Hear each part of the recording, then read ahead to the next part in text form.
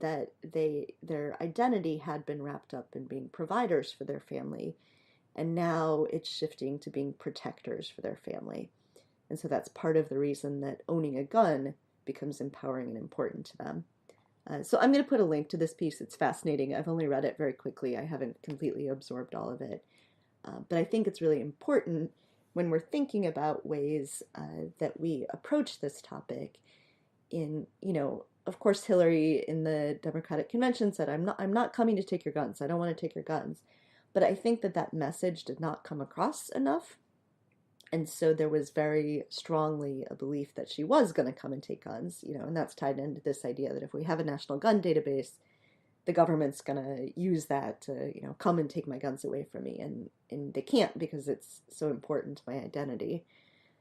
So I don't have any suggestions as of right now about how to deal with that, how to combat that. But I think it's going to be important moving forward and thinking through the issue to be thinking about that dynamic.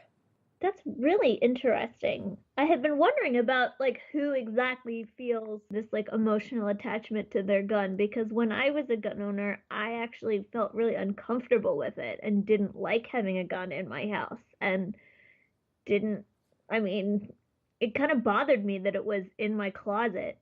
I didn't it made me uncomfortable. And so I've always wondered what sort of people derive this sort of pleasurable sort of sense of security from just having guns around them.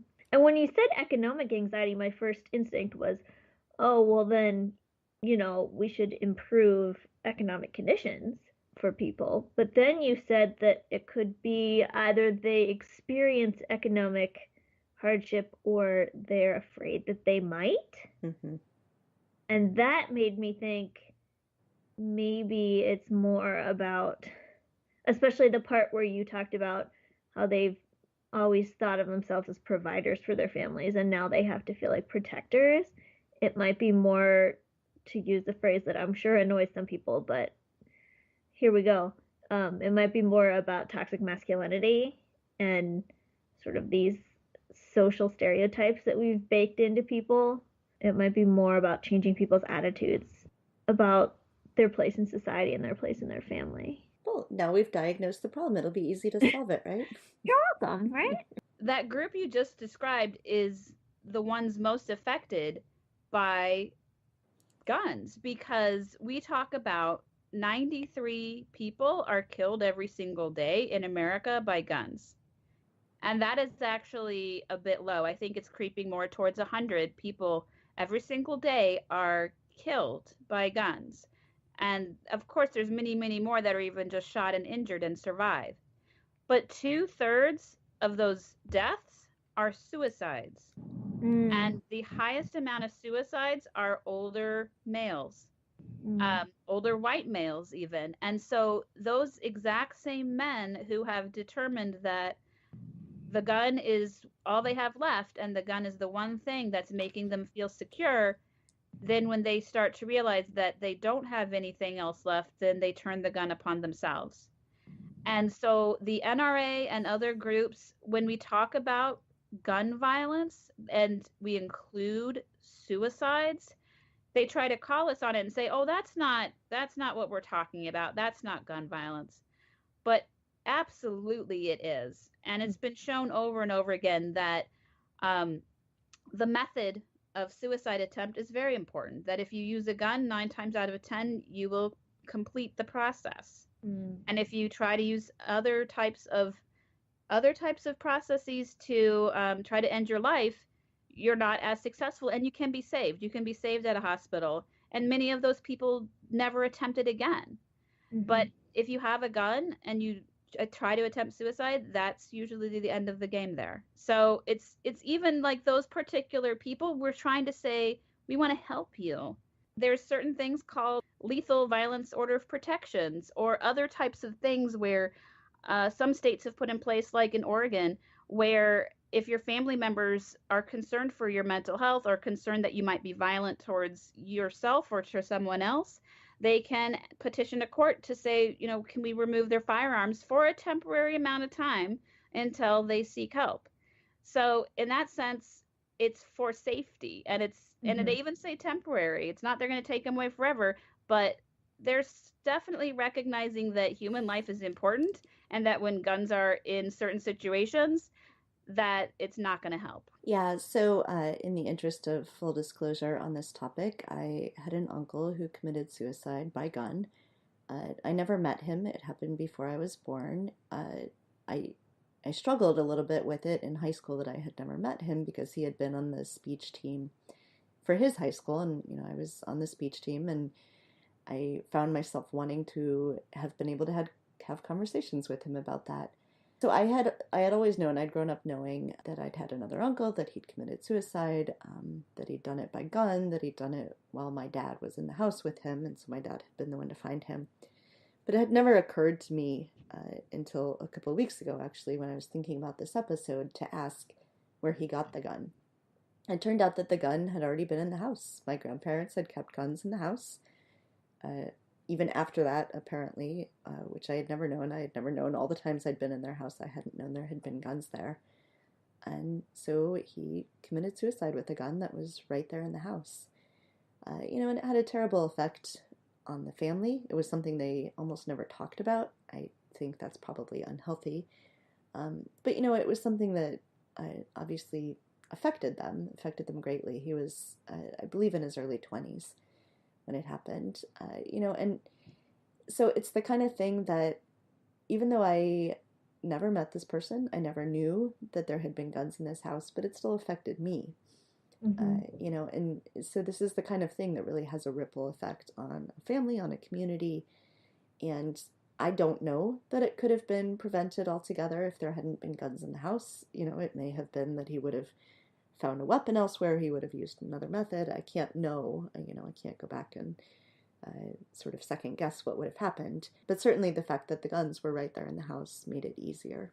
And just to go a little bit further on that, about just having guns in your household at all, Moms Demand Action has an entire program called Be Smart, which is specifically aimed at parents who are gun owners. And it's non-judgmental and saying, okay, so you own guns and you have children. Therefore, here's things you need to keep in mind about securing your weapons and modeling good behavior, and asking other parents when your kids are going over there, hey, are your guns secured as well?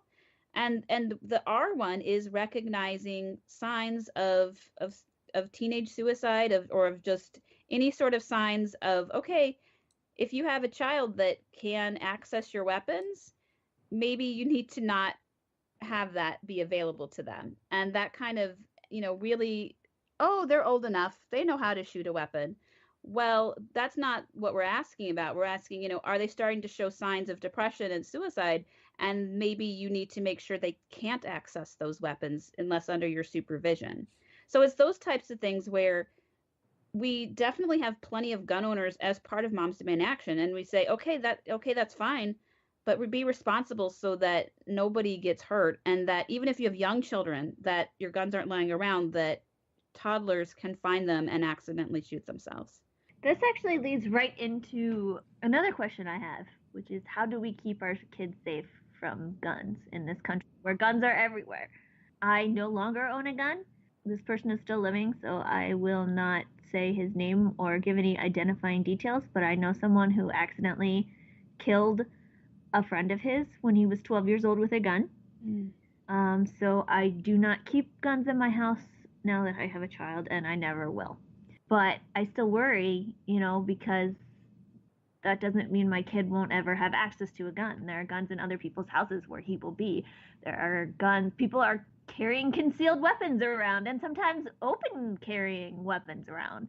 What are some steps that we can take to help keep our kids safe, whether we own guns or not? Well, first of all, of course we're scared, and of course we don't want to talk about guns, but it seems almost the opposite of what we would want to be doing, but it is kind of normalizing that conversation. I don't want to talk about guns. I don't want to have those conversations with my friends, but we have to. And so we try to help people normalize that ask of, hey, is this the first time that your kids are going over for a play date to somebody's house? You need to be able to say like, oh, okay, are there any food allergies, or do you have pets, and do you own any firearms, and are they secured? So it's kind of like trying to normalize that, so that at least in that particular situation, if they're going to a household, it's kind of awkward at first, but we need to make it be an ask. Mhm. So it's much better to ask than for a tragedy to happen.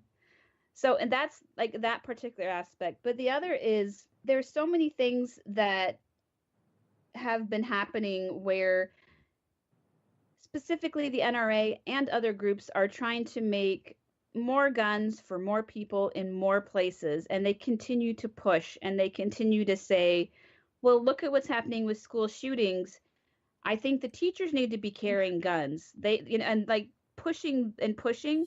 And so we know from our perspective that that is not going to make things more safe. So for us, we absolutely have to advocate and step up and use our voice and say, um, no, we don't want that for our kids. We don't want the principal to be carrying a gun. That's not the best way to keep my kids safe. And so when we have different states that are trying to pass gun laws to make that easier, Mhm. you need to be going and calling your representatives. You need to be going to the state capitol and fighting back, because that's the only way that we're going to change things. Otherwise, it's going to happen, and the NRA is going to make it easy so that every single person can carry a gun wherever they want. And that's not the way it should be. I think also with kids, we've had conversations with our kids about what to do if they see a gun, that they should get away from the gun first and foremost, but then also to find an adult. So if they're at somebody's house, we asked and they forgot, or we forgot to ask, and they see a gun, that they should first get away from the gun, and that then they should find an adult and say, I've seen a gun. And we've had conversations too about how just because something might look like a toy gun, you don't know. You don't know if it's a toy or a real gun, so let's just assume you should get away from it. And then somebody can look, they can examine, they can figure out, what kind of gun it is. But they're making toy guns look more real, and they're making real guns look more like toys. Mhm. So it's hard sometimes to figure out, if a gun is real or not, especially if you're a 6-year-old without a lot of experience or any experience seeing real guns. It's going to be hard to know the difference. Mhm. So, we're trying to make sure we have those conversations, along with the kind of conversations we have with our kids anyway about what do you do if we're out in public and you lose us? What's our phone number? All of those sorts of things. So this is just one of the things we talk about. As much as I want to just never tell my kids anything about guns and never talk about guns and never think about guns, it's not realistic. My kids have never seen real guns, and from the time they were like 1, they were pointing fingers at us and saying pew pew. Like, I don't know where they get this stuff. It doesn't matter in some sense where they get it. It's in the culture. Nearly daily, I have to tell my 6-year-old, do not point something. I don't care if it's your fingers. I don't care what it is. We don't point guns at people. So it's something you just have to sort of talk about regularly, I think. Make sure your kids know your own feelings on guns, why you have the feelings you have about guns. We were at my parents' house, and there was an old book laying around that was like talking about different kinds of historical guns. And we let our kids look at it, and it's okay. They can know about guns as a subject. They can learn about the history of guns, but they can't shoot guns at people. And we're not going to have guns in the house. And so I think being open and honest is often the best policy with kids about everything. But that's one way that we're trying to do that with guns in particular. Kelly, can you tell me a little bit? My son is only 1.5, so he's not old enough to like go to houses and have play dates. Have you ever had the conversation of like, do you have guns in your house and are they secured? We haven't. We should have. We haven't. It's still fairly rare, even at 6, that Teddy is going to someone's house without us also going there. Mhm. So, it hasn't come up in the sense that we're sort of very frequently sending him to other people's houses Mhm. without us. It's also the case that we know the politics of every one of his friends' parents very, very well. That, of course, does not take away the possibility that they could have unsecured guns. But most of the people whose houses he's going to, you know, have been very vocal with us about being anti-gun. So